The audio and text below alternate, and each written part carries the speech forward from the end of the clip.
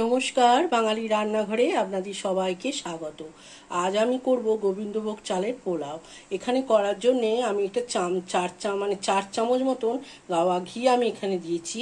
আর এখানে দেব বেশ খানিকটা কাজু বাদাম। আগে আমি ভেজে নেব, ভেজে আমি এটাকে তুলে নেব।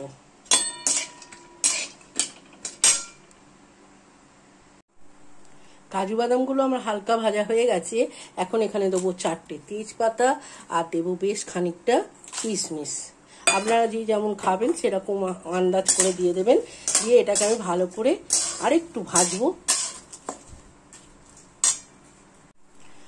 কিশমিশ আর কাজু আমার ভালো রকম ভাজা হয়ে গেছে। এখন যেটা দিতে হবে, আমি এখানে 2টো গোটা শুকনো লঙ্কা দিয়েছি, একটা বড় এলাচ, 6টা ছোট এলাচ, জয়িত্রী, দারচিনি ফোড়ন দিলাম এখানে। এবার এগুলো দিয়েও বেশ কিছুক্ষণ নাড়তে থাকবো আর একটা সুন্দর গন্ধ আসবে।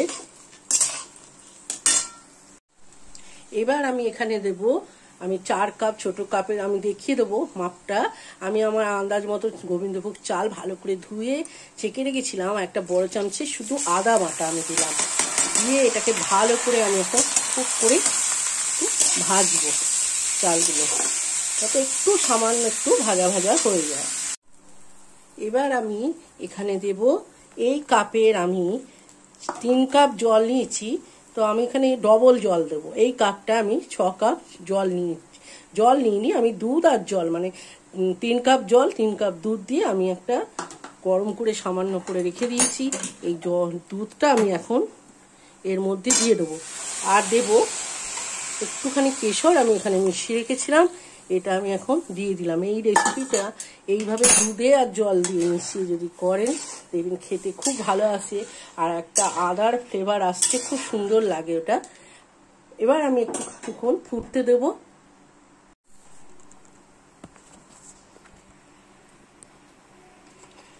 এখন ফুটে এসেছে, আমি এখন দেব সামান্য একটু লবণ আর দেব সামান্য চিনি। মানে আমি এখানে বড় চামচে 3 চামচে চিনি ব্যবহার করলাম।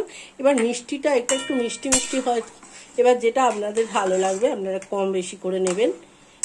এবার আমি এটাকে ঢাকা চাপা দিয়ে এখন হতে দেবো ওই 25 মিনিট মতন। তারপর আবার খুলে খুলে দেখবো, আর খুব আঁচটা একদম লো করে দিলাম, মাঝে মাঝে খুলে দেখবো আর একটু নেড়ে দেবো। আমি ওই 20 মিনিট মতন রেখে দিয়েছিলাম একদম কম আছে। এই দেখুন একদম কম আছে গ্যাসটা, আর মাঝে মাঝে আমি একটু খুলে নেড়ে দিয়েছিলাম। এখন আমি ঢাকনা চাপা খুললাম, আর দেখুন খুব সুন্দর হয়ে গেছে, একদম ঝরঝরে। আপনারা একবার এই বানিয়ে করে খেয়ে দেখবেন, খুব ভালো লাগে। এর মধ্যে আমি কোনো কালার দিইনি। আর এখন এখানে দিতে হবে একটুখানি ঘি দিতে হবে। খুব সহজেই রেসিপিটা হয়ে যায়। আপনার চিকেন বলুন, মটন বলুন, আর পনির বলুন, আর আলুর দম বলুন, যার সাথে খাবেন না কেন খুব ভালো লাগে। একবার ট্রাই করে দেখবেন আমি যেভাবে রেসিপি করলাম। একবার বানিয়ে খেয়ে দেখবেন, কমেন্টে আমাকে জানাতে ভুলবেন না কেমন লাগলো খেতে। যদি ভালো লাগে একটা লাইক, শেয়ার আর কমেন্টের জন্য আপনাদের কাছে অনুরোধ রইল, চ্যানেলটা সাবস্ক্রাইব করবেন যাতে নতুন নতুন রেসিপিগুলো আপনাদের কাছে পৌঁছাতে পারে।